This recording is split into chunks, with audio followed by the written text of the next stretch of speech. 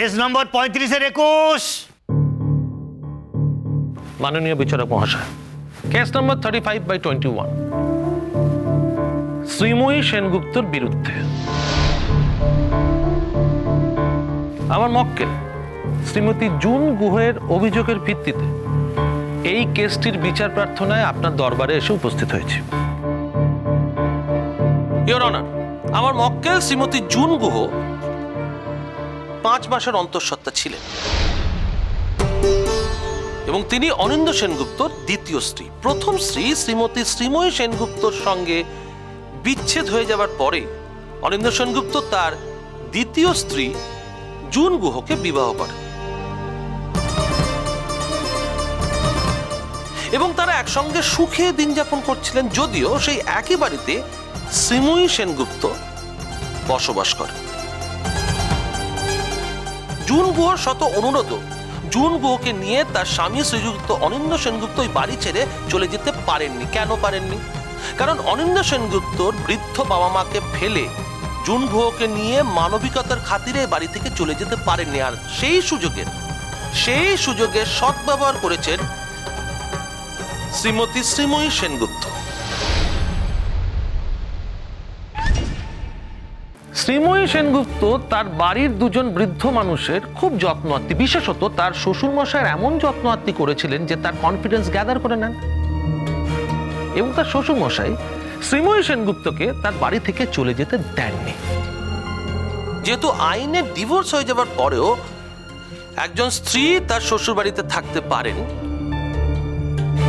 সেই অধিকার প্রয়োগ করে শ্রীমতী শ্রীময়ী সেনগুপ্ত তার শ্বশুর বাড়িতেই আছেন এবং শ্রীযুক্ত অনিন্দ্য সেনগুপ্ত তার বাবা মাকে ছেড়ে জুন গুহকে নিয়ে অন্য কোথাও গিয়ে উঠতে পারেননি। আর একই বাড়িতে আগের পক্ষে স্ত্রী এবং সন্তানদের সঙ্গে থাকতে থাকতে প্রতিনিয়ত তাদের দেওয়া মানসিক অত্যাচার এবং নির্যাতনে জুন গুহ ক্লান্ত হতে হতে বিধ্বস্ত হতে হতে একটা আশার আলো দেখেছিলেন তার সন্তান আসার সূচনায়।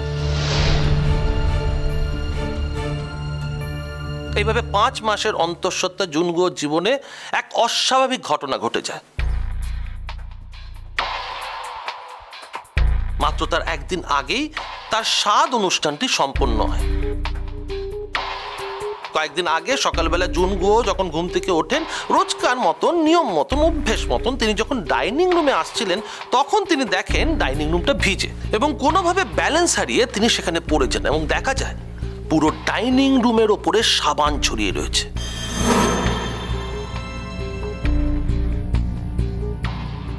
তার একটু আগেই শ্রীময়ী সেনগুপ্ত ডাইনিং হল ধোয়ার অছিলায় সেখানে সাবান ভর্তি জল ছিটিয়ে রেখে গিয়েছিলেন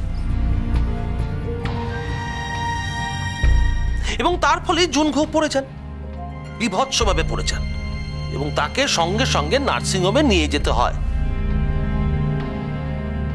তার গর্ভস্থ শিশুটি অত্যন্ত ক্ষতিগ্রস্ত অবস্থায় আছে এবং তারপর শেষ পর্যন্ত অত্যন্ত দুঃখের ঘটনা স্যার, শিশুটিকে শেষ রক্ষা করা যায় না।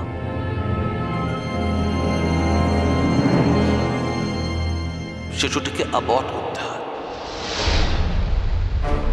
এইরকম একটা মানসিক অবস্থায় জুন গুহ তার জীবনের সব আশা ভরসা হারিয়ে ফেলেন। শুধু তাই না, তিনি একেবারে নিরাশার অন্ধকারে ডুবে যেতে গিয়েও একবার মনে করেন যে নিজের জন্য না হোক তার শিশুর জন্য তার এই কাজের প্রতিবাদ করা উচিত এবং তাই তিনি থানায় যান। থানার চার্জশিট আপনি দেখতে পাবেন স্যার।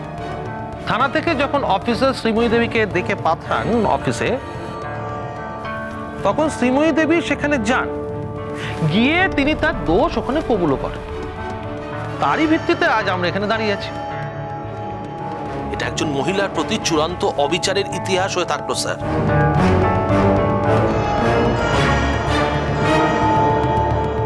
এই ইতিহাসে যদি মূল্যায়ন না করা যায়, সঠিক মূল্যায়ন না করা যায়, যদি যে ঘটনা ঘটেছে তার বিরুদ্ধে শাস্তি না দেওয়া যায়, তাহলে এটা এমন একটা ইনসিডেন্ট হয়ে থাকবে যা সমস্ত মেয়ের পক্ষে লজ্জার। শুধু লজ্জার নয়, অপমানের। অসম্মানের। আমার এইটুকুই বক্তব্য স্যার।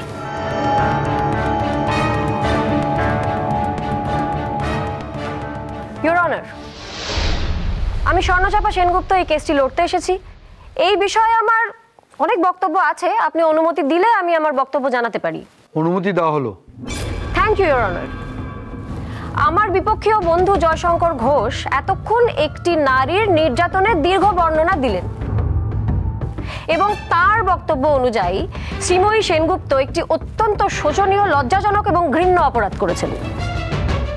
আমার বিপক্ষীয় বন্ধু নিশ্চয়ই প্রমাণ দেবেন যে শ্রীময়ী সেনগুপ্ত এই অপরাধটি করেছেন।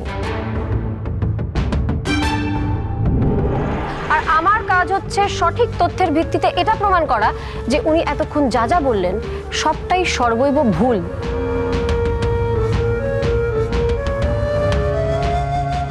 শুধু ভুল নয়, সর্বৈব মিথ্যে।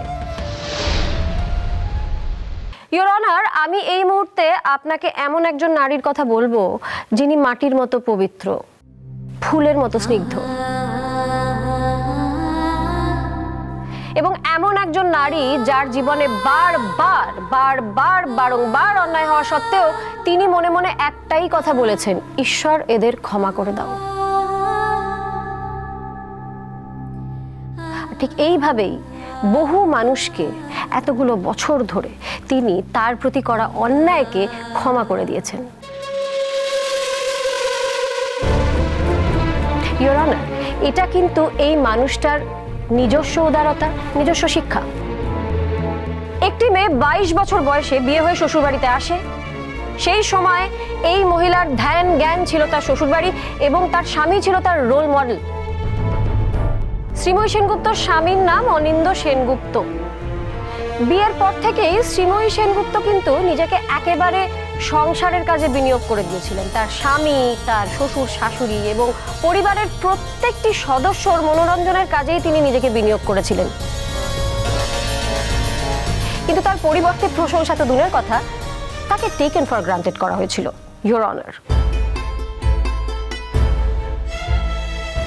এবং তার স্বামী অনিন্দ সেনগুপ্তর বক্তব্য ছিল যে শ্রীময়ী সেনগুপ্ত অত্যন্ত সাধারণ একজন মহিলা, যার বিশেষ কোনো গুণই নেই।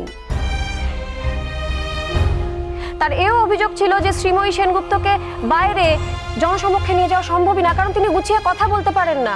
শ্রীময়ী সেনগুপ্তর জীবনটা রান্নাঘরের চৌহদ্দিতে আটকে গিয়েছিল। শ্রীময়ী সেনগুপ্তর শাড়ির আঁচলে মাছের আঁশটির গন্ধ পেতেন তিনি, তাই ওনার সঙ্গ পরিত্যাগ করেছিলেন। অথচ তাদের পর পর 3টি সন্তান হয়েছিল ইওর অনার।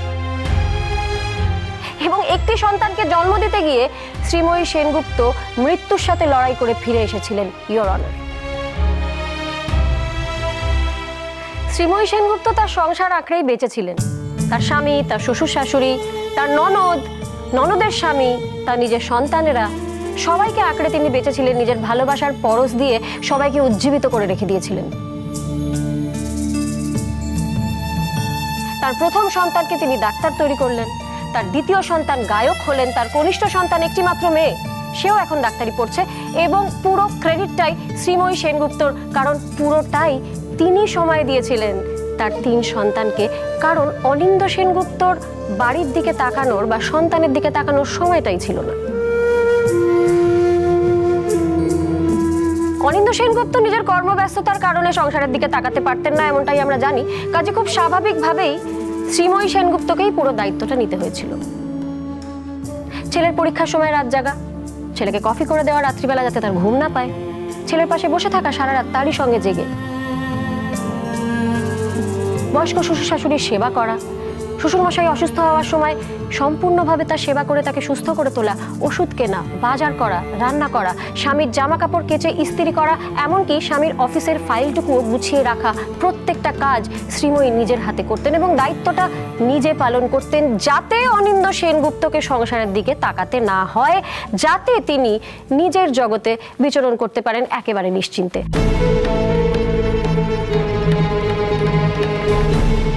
তার থেকেও বড় কথা হচ্ছে ইওর অনার, অনিন্দ সেনগুপ্ত এই সব সাংসারিক কাজকে ভীষণ ছোট করে দেখতেন। তিনি মনেই করতেন না এগুলোর দিকে তার তাকানোর দরকার আছে।